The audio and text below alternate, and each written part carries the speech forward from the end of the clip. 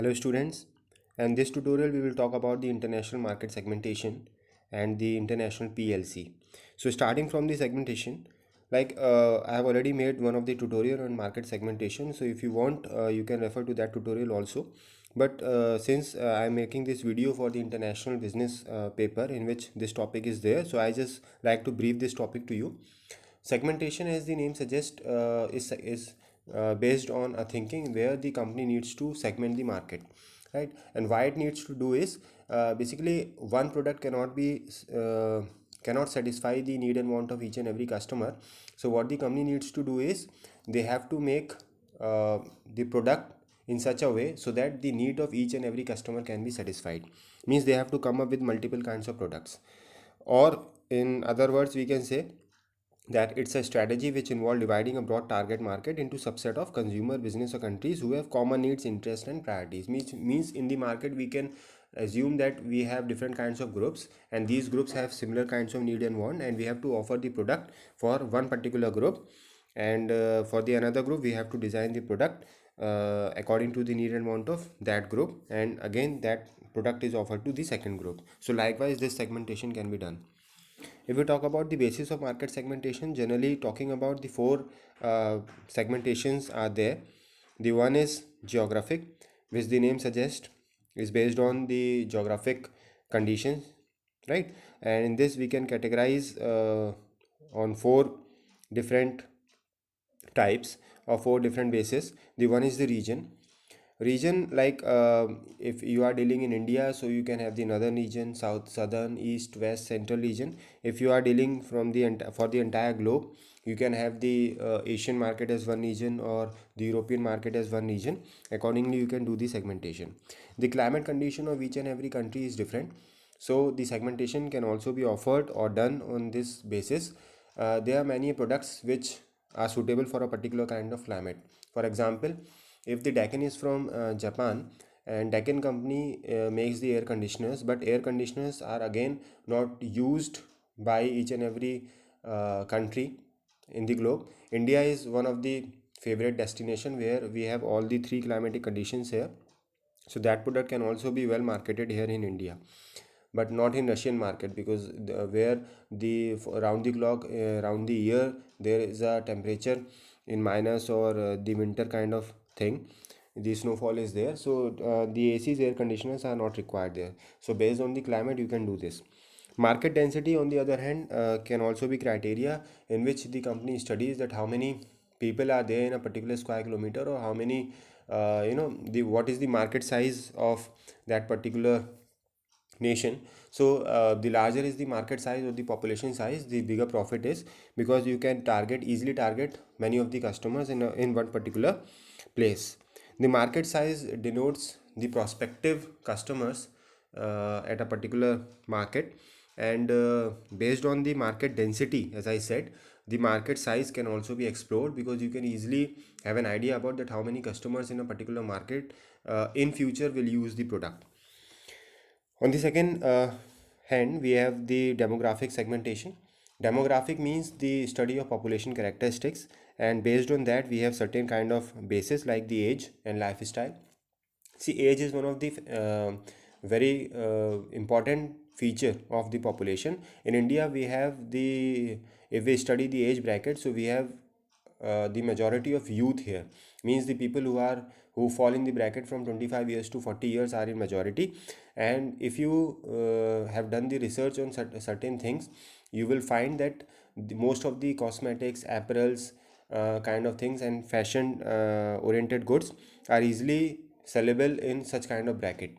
Okay, so this is why the India is the most favorable kind of destination for many of the companies.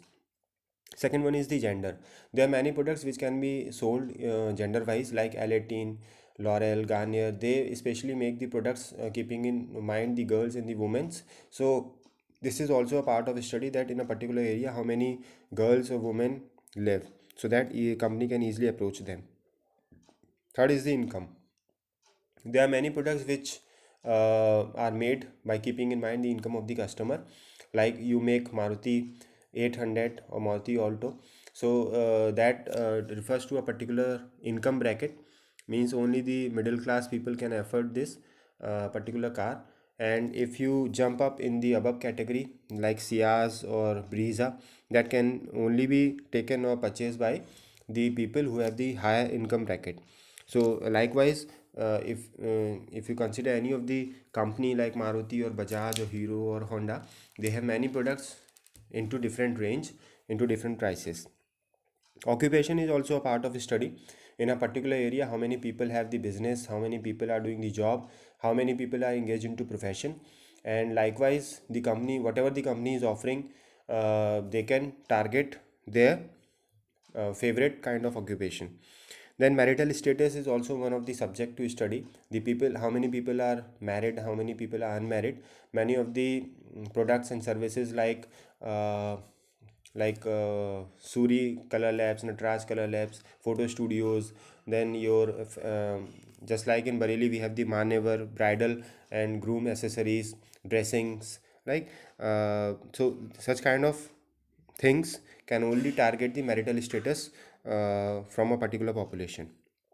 Then social class, if you largely talk about, we can have the higher, uh, middle level, lower kind of social class, middle class, and the upper class, in which the people, in which the product used by the people are entirely different. Generally the upper class are very brand freak and they go for the brand, and if you have to target them, you have to make the good quality along with the brand name. Family size is one of the important criteria in demographic segmentation, and many of the products are sold in the market keeping in mind the family size. For example, refrigerator, pressure cooker, cars, they all talk about the size of the family. Educational level, how many people in a particular area are literate, illiterate. Suppose if you are selling the insurance policy or the health insurance, so you need to study this factor also, that if the people are literate there, so you need to put up less efforts to make them clear this thing, that how much important the health insurance is. But if the people are illiterate there, you have to attract them with a different kind of sales promotion program. Religion is also one of the factor to study the demographics of a particular area. Say for example, in Gulf countries, many of the people, majority of the people follow the you know Islamic religion. In India, we have a mix of all. In Western countries, we have the Christian followers. So, religion is one of the aspect in which the products are sold by keeping in mind the preachings of various religions, and the company target only those areas where these products can be easily sold. The third one is the psychographic segmentation. As the name suggests you, it talks about the psychology of the customers.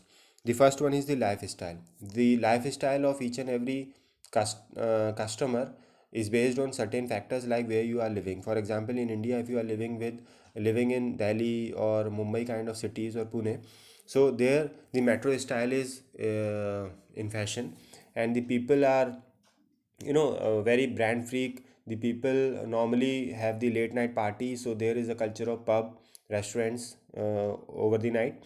Then fast food consumption, junk food consumption is more in metro cities as compared to the other normal cities like Bareilly. So this certainly talk about the lifestyle of the individuals living in that particular area. Personality, on the other hand, is different, and it varies person to person. So generally the people purchase the things which suits their personality. Values are also important, in which the customers, for example, are putting values to which, like some put the values to price, some put the values to the quality, some purchase the product according to the goodwill of the company. So that is basically the values. Beliefs are normally the things, what the faith which one person is having. See, still there is a market of like the ornaments, or you can say stones, precious stones the company is selling, and that basically fits according to your जिसे हम कहते हैं कि राशि के हिसाब से नग खरीदना. तो इस तरीके के लोग भी आज के मार्केट में हैं, and generally the brand ambassadors are kept like Govinda and several celebrities. They endorse different lockets or different kind of chains having Hanuman Chalisa locket, and if you wear that, certain good things will come in your life. So these are generally the beliefs which they talk about, and depending upon that they sell the product. Then behavioral segmentation is there. Behavioral talks about the behavior of customer, which normally you fail to understand. See, many companies, they spend a lot to study the behavior of the customer, and behavior is totally unpredictable, and sometimes it change very suddenly, which the company fails to understand. The first one is the occasion.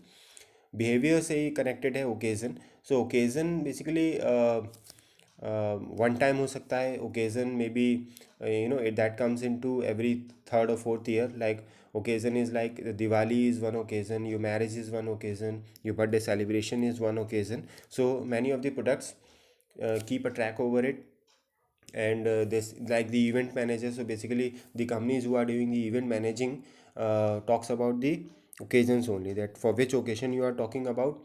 All the restaurants, they celebrate New Year, they celebrate Diwali, Holi, and all these things, Christmas. So they generally have their business depending upon the different kinds of occasions which are celebrated there. Benefits are, on the other hand, attract the behavior of the customers or change the behavior of the customers. If you suggest one of the customer that if you purchase this product you will get this benefit, so normally they will go for that product. Okay, so benefits is one of the widely used, you can say, kind of basis incomes in the topic of behavioral segmentation. Many of the companies uses this. They basically attract the customer, showing the benefits to purchase that product.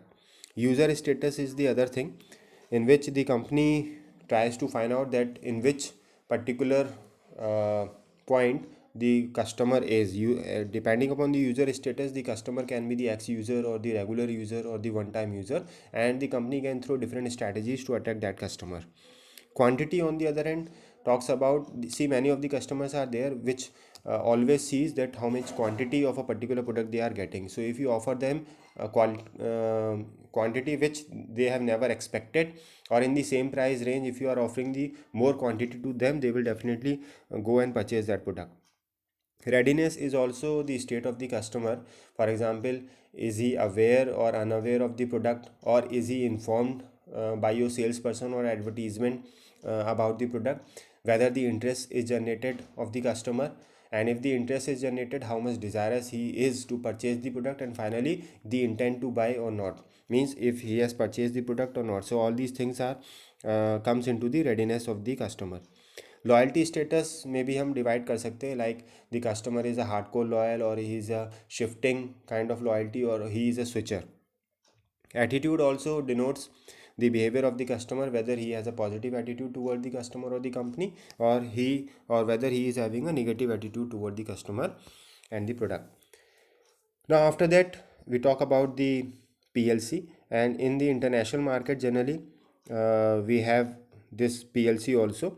See, this product life cycle, as you have already read in the marketing paper, and if we revise that, generally four stages are there when the product is introduced in the market, the first stage. And certainly after that introduction, for the few months or for the years, the product will gain the growth. So there is a jump in the sales, as you can see in the second one, where the growth is written. As you can see, the increasing sales is there, and cost per customer falls, right? Profit rises, increasing number of customers is there, and more competitors are there, because you have already introduced your product in the market, and seeing your introduction, many of the competitors also jump up in the same market. Then the third stage is of maturity, where the company has already passed a few months or few years in the market, and their sales have gone uh, reasonably high. And after that, the at some point, as you can see, the saturation comes there, means they have targeted even all the customers, all the prospects from the same market, and they may not be able to jump their sales over that point. So there comes the saturation.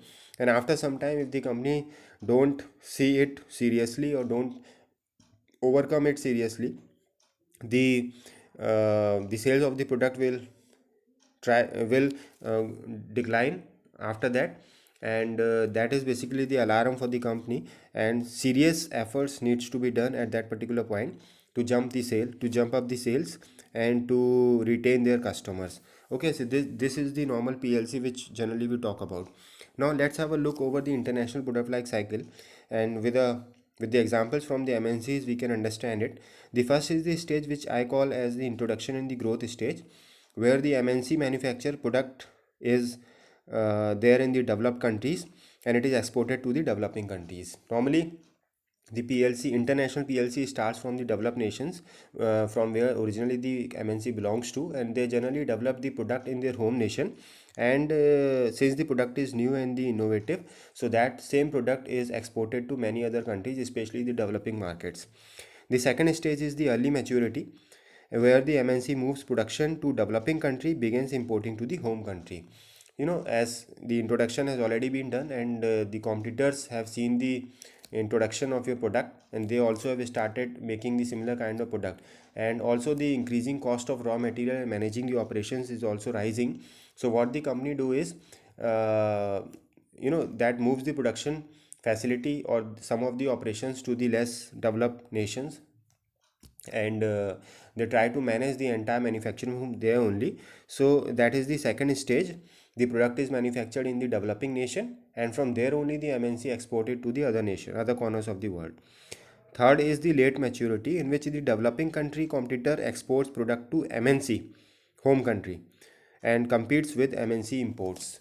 See, already the developing companies have seen the rise of the MNCs there, and they have copied the exact product, and they have developed their own product in the host nation.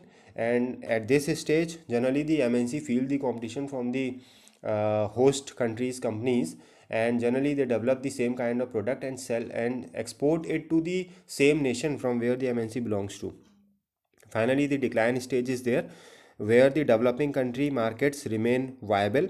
Target market for MNC's home country market is diminishing. Okay, generally the MNCs, since they have already passed a lot of time in the home nation and selling the products in the host nations, and considerable exports have also been done, and the companies have already made the kind of product which the MNC was making. So developing countries have, in majority, they have a monopoly in selling the products in their home nation, and they export it to the MNC's nation also. So suddenly they feel a kind of decline, where the MNC may not be able to cope up with the certain things. So what they need to do is, they need to either change the product, they need to modify the product accordingly, and or they have to come up with some new kind of product to overcome such kind of situation. Thank you.